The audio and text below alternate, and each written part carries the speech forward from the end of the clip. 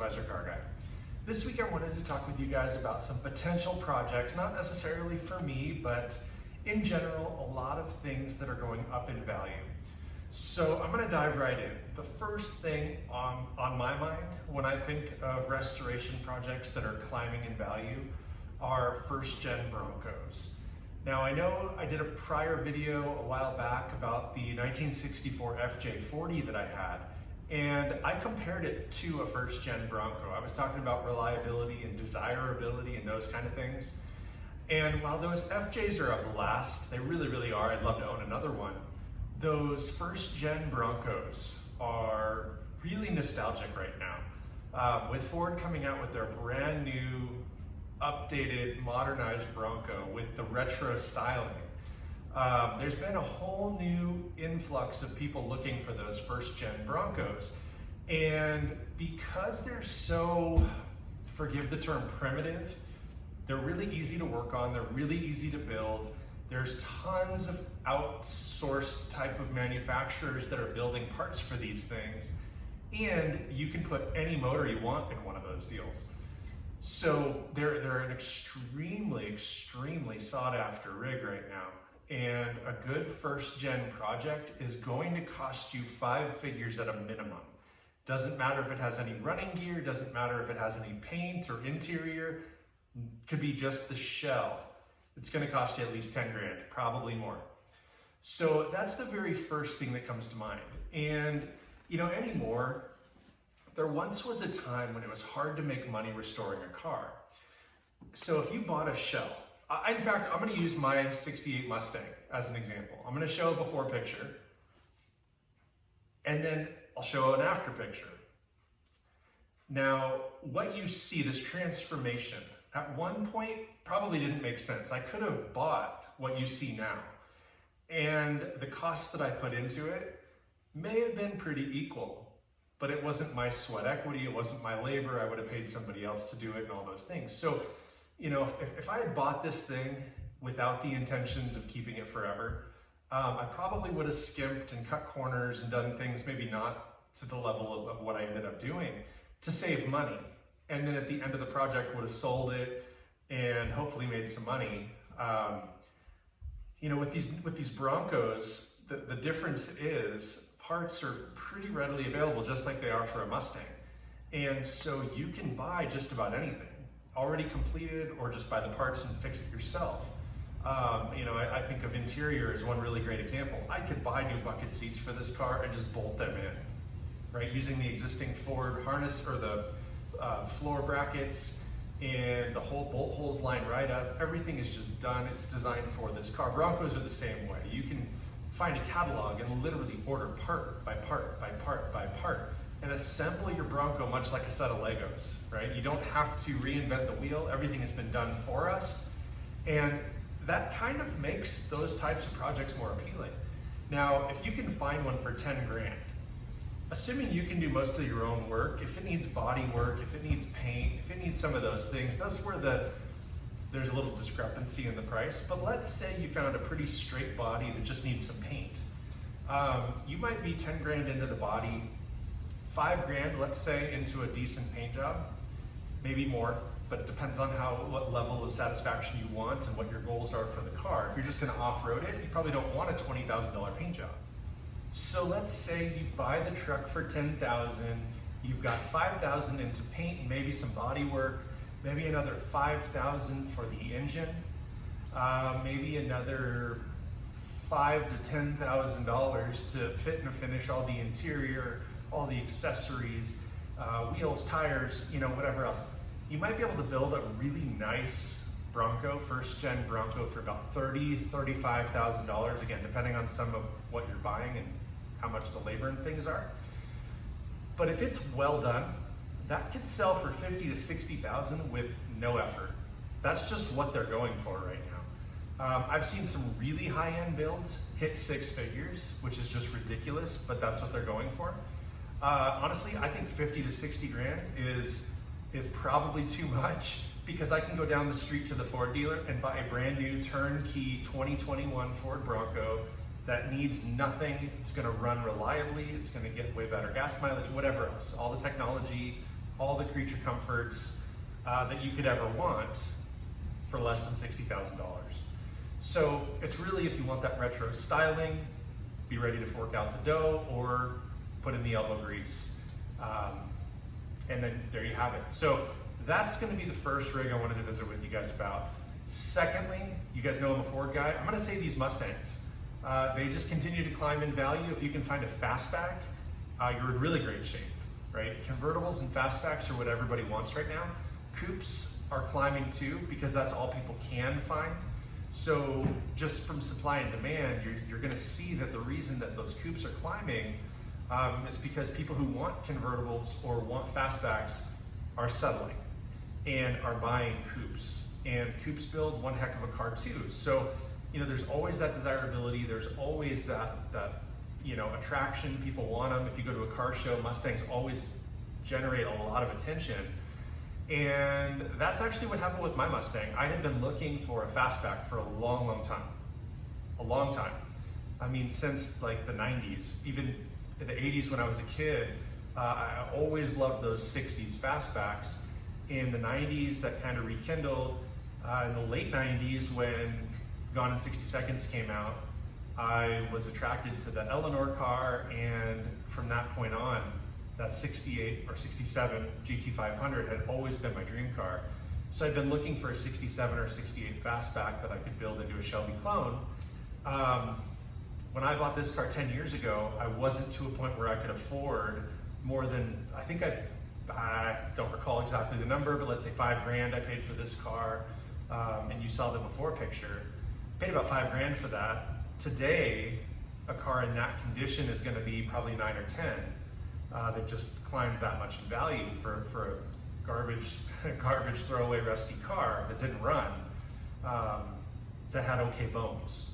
So the Fastback version of that, rewind 10 years, I would have been lucky to find a Fastback for 10 to 15 would have been a good deal. Today, you're not going to find a Fastback really even in the worst condition imaginable for under $20,000 for that 67, 68. Occasionally you can find a 65, 66 Fastback, which is just as attractive, just as desirable. If it's in needs of lots of work, occasionally you can find them in the really high teens, but 18 to 20 is about as cheap as you're going to find one of those anyway. And then if you move to the next gen, the 69 to 71, 2-ish, the body style changed in there. So the 69 70s really would be the one. They're selling in the teens as well. So, I mean, for a project Fastback, you're not going to find a decent build for less than 20 grand.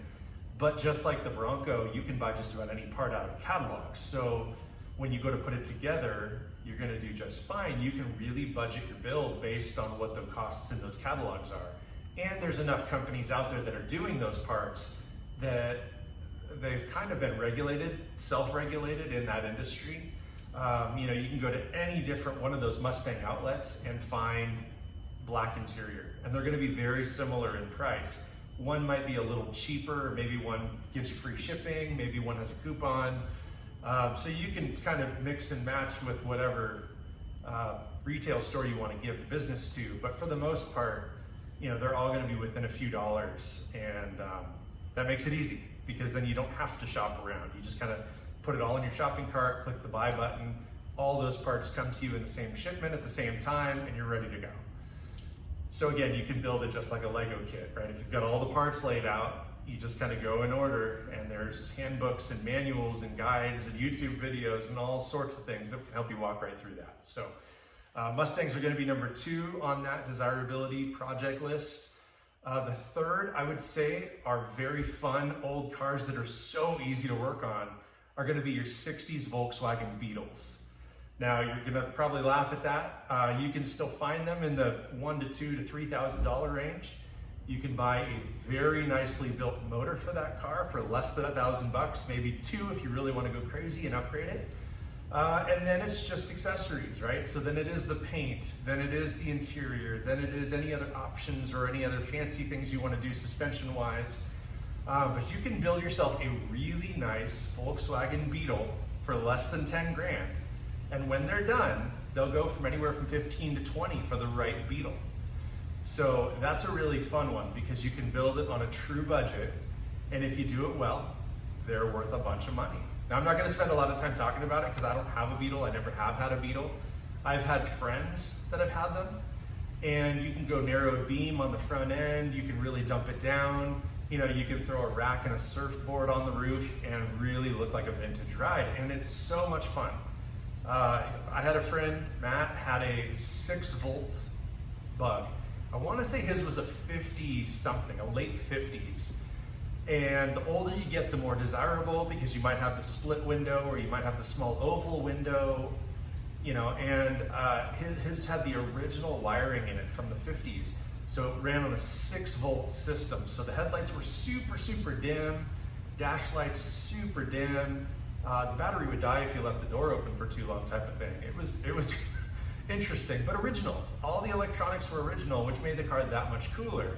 But he did a narrow beam on the front end, and he had that thing riding on the ground, and it was awesome. It was awesome.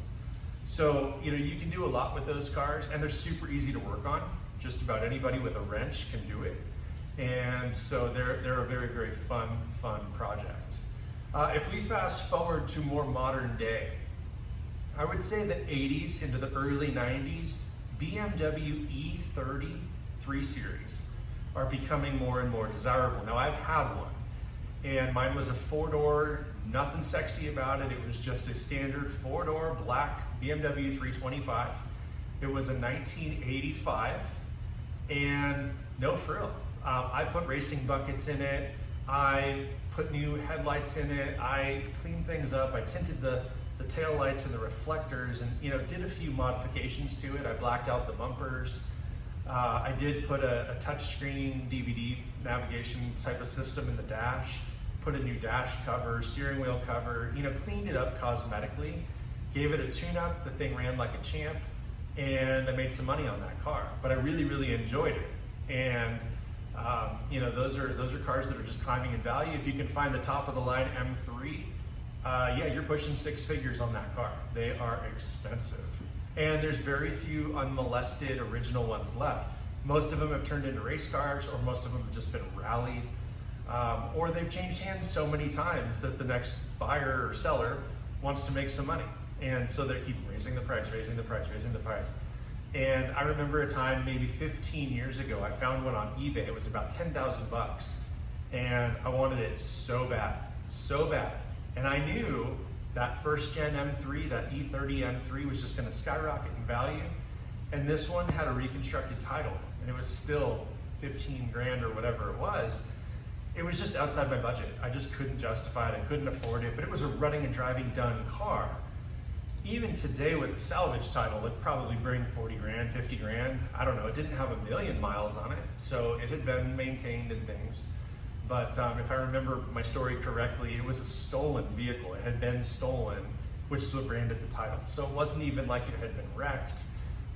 It had just been stolen, and later theft recovered, and it branded the title. So that's, you know, another one of those E30 cars, those BMW 3 Series are a really fun one.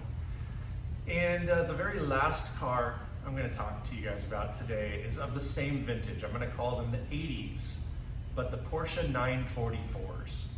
Now I did have one of those as well. I think I paid 2,500 bucks for it, and I was jazzed. I mean, what kind of guy doesn't dream of owning a Porsche, right?